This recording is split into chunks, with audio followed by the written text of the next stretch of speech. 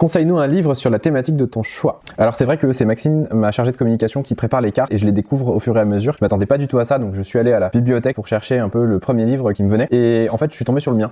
Et je me suis dit que c'était intéressant de vous en parler parce que je parle toujours des livres des autres et jamais de ma propre histoire. Donc c'est un livre qui s'appelle Le Pacha sans sa mama, voyage solitaire en Bolivie. Ça raconte une aventure que j'ai vécue lorsque je suis devenu soigneur animalier en Amazonie. Je me suis occupé de pumas, d'ours, de singes et de plein d'autres animaux. Ça raconte surtout comment personnellement je n'aimais pas ma propre vie, comment je n'aimais pas ma condition et que j'ai décidé de m'en sortir pour vivre au contact des animaux et de la nature. Ces animaux et cette nature m'ont sauvé et m'ont permis de passer vers un autre monde, vers un autre métier. Et finalement c'est un peu ce que vivent les porteurs de projets que j'accompagne au quotidien. Ils ont une vie d'avant et puis ils ont une phase de transition, un projet qu'ils mènent pour avoir cette vie d'après au contact des animaux et de la nature et des humains. Et en y réfléchissant, c'est un livre qui raconte aussi leur histoire d'une manière ou d'une autre. Je cherche pas forcément à faire de promo. Si vous voulez avoir plus d'infos sur le livre, vous pouvez aller sur le lien qui s'affiche ici. Le plus important, c'est de vous intéresser à votre propre histoire et à voir comment vous pouvez opérer cette transition.